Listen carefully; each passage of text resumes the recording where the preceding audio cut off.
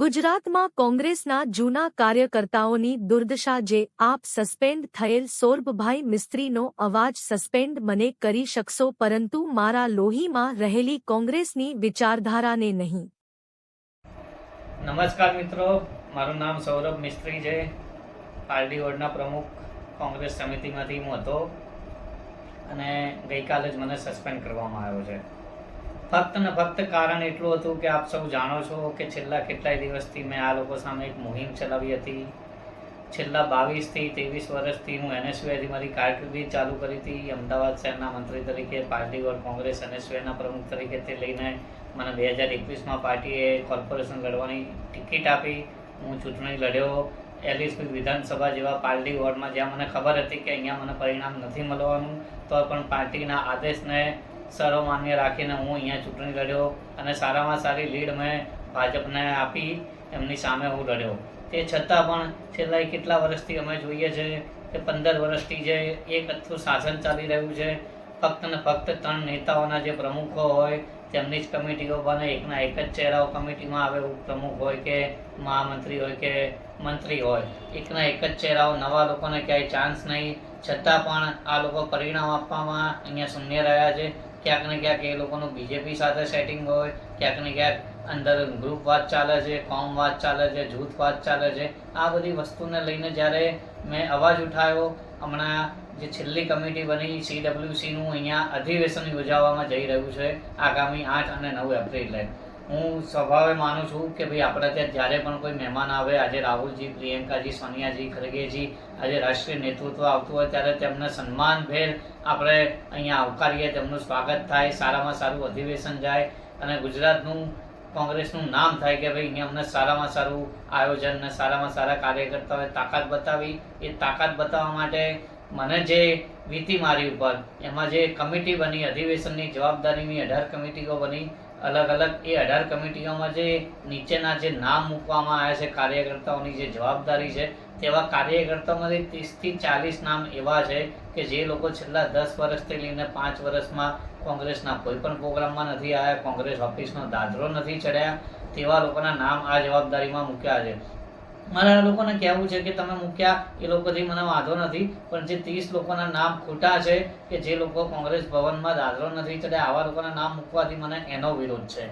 આ જ નામ તમે ધારો કે વાવ પેટા ચૂંટણીની વિધાનસભામાં મૂક્યા હોત તો આજે પરિણામ કંઈક અલગ હોત। આગામી વિસાવદરની ચૂંટણી આવે છે, પેટા ચૂંટણી, એમાં આ લોકોને જવાબદારી આપો। આ લોકોને રોડ ઉપર નથી રહેવું, બસ આવું ને આવું કંઈક માત્ર મોટા નેતા આવવાના હોય એટલે નેતાઓ પોતાના માણસો, અંગત માણસોને ખુશ રાખવા માટે આવા નામો મૂકી અને કમિટીઓ બનાવે છે।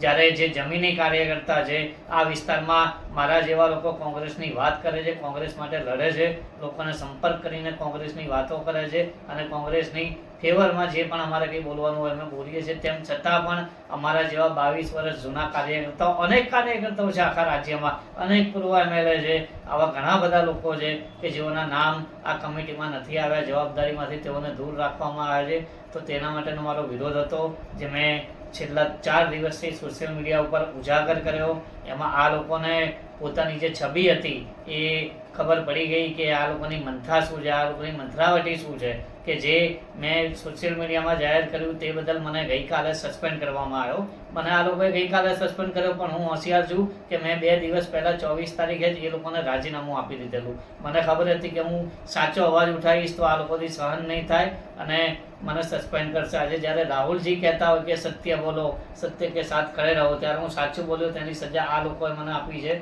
મેં રાહુલજીને ઈમેલ કર્યો છે, તેમને મળવાની એપોઇન્ટમેન્ટ માંગી છે। આગામી દિવસોમાં હું દિલ્હી જવાનું છું અને જે બીજેપી સાથે બી ટીમ સંકળાયેલી છે, જે રાहुलजीએ કીધેલું છેલ્લા ભાષણમાં, गुजरात की जो लीडरशिप है उसमें 2 तरीके के लोग हैं, डिवीजन है। एक है जो जनता के साथ खड़ा है और जिसके दिल में कांग्रेस पार्टी की विचारधारा है, और दूसरा है जो जनता से कटा हुआ है और उसमें से आधे बीजेपी से मिले हैं। કોંગ્રેસ સમિતિમાં જે બી ટીમ કામ કરી રહી છે તે લોકોના નામ આપો, તે લોકોને બહાર કાઢો। 30-40 જતા રહેશે તો કોઈ ફેર નહીં પડે।